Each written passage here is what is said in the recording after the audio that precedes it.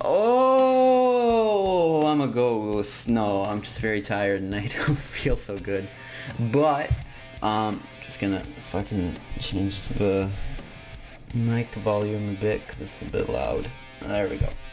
So, we just released a new song again, but this time it was a metal song. So that means it's much more in my territory because that's what I do all the time. So I thought this time around giving more of I can give much more of understanding in the context of how we wrote the song, because it's a metal song, a doi. But yeah, let's talk about it and go through it, because this is a very cool song, and I can't wait to talk about it.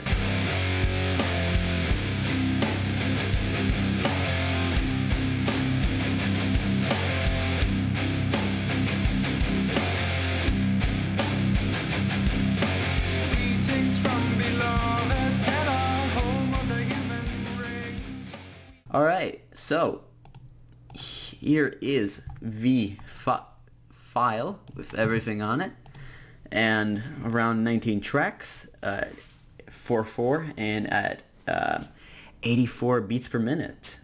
So it's a very, again, it's more of a slow song, but for this kind of song we were very much inspired by Black Sabbath.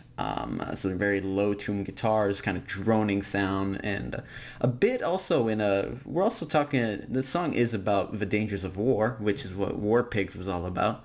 So there's a bit of a correlation between the subjects and sound. So, as we always do, let's first look at the drum sounds and talk a bit about how we get that kind of sound. So this is what it sounds like.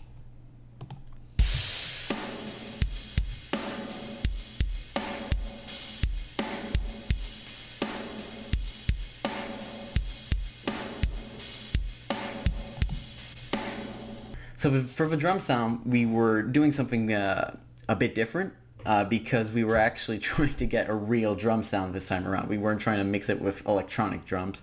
When you're making metal, you want a real drum kit sound because it's going to sound more powerful. And for that, I very much went around the route of a more kind of 80s rock kind of production for the drums. So a lot in the EQ. Almost every part of a drum, whether it be cymbals, the kick, or the snare, are very much boosted in the higher frequencies to really get it to pop. And for the snare itself, as always, I'm adding a lot of echo, just so it really booms out. When you listen to the song, the part of the drum that's really audible is a snare, because it's got a really boosted EQ as well as a very big room reverb. So this is what it sounds like.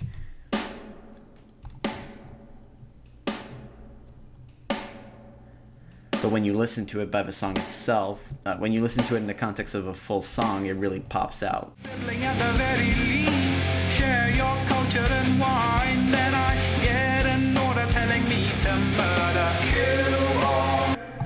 Next up, I'm gonna do the vocals last, just because there's a lot to talk about in this one.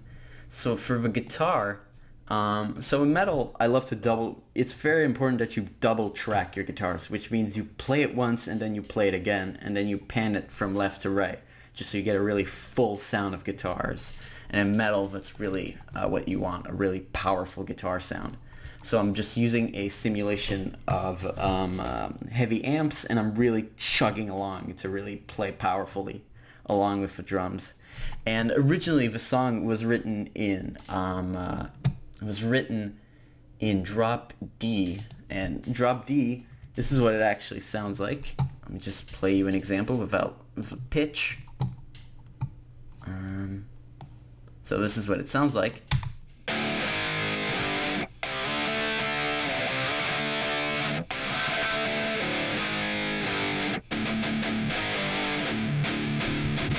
But when I was working on it, Coley sent me another version, and he told me he had tuned it down 2 steps to match his vocal range. And I was like, that means it's going to be tuned real low. We're going to go all the way to A sharp. And so essentially we've turned from straight up just regular heavy metal to really low tuned doom metal, because this is what it sounds like. Let me compare to you what it sounds like after it's been down tuned.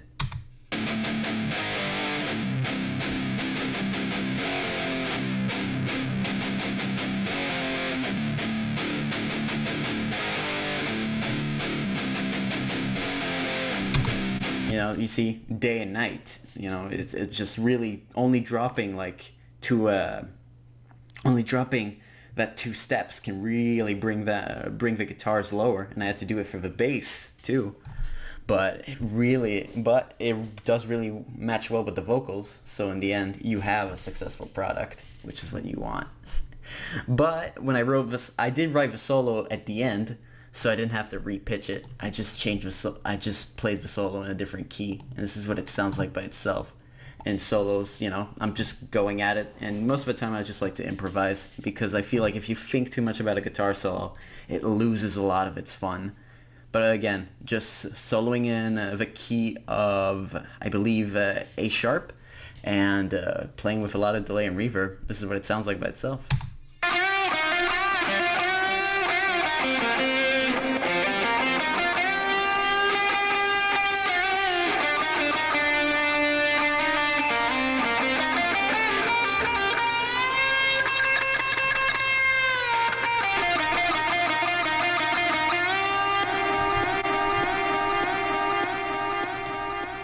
Short and sweet, straight to the point.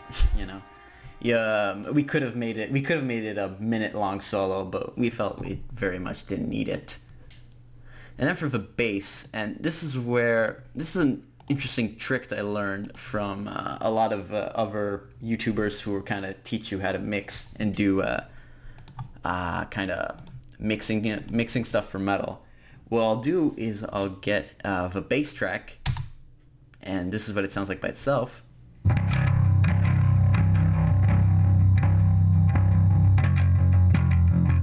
This by itself sounds okay, already pretty heavy, but what I like to do is double that track and play it through a guitar amp so you really get it even dirtier. This is what it sounds like.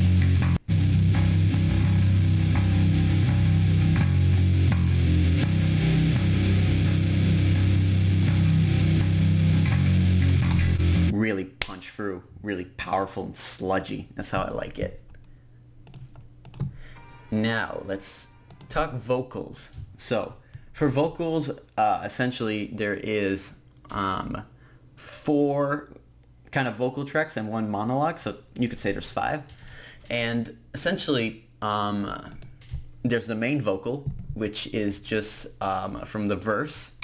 Home of the human race. Yeah, very boosted to kind of pop out from everything.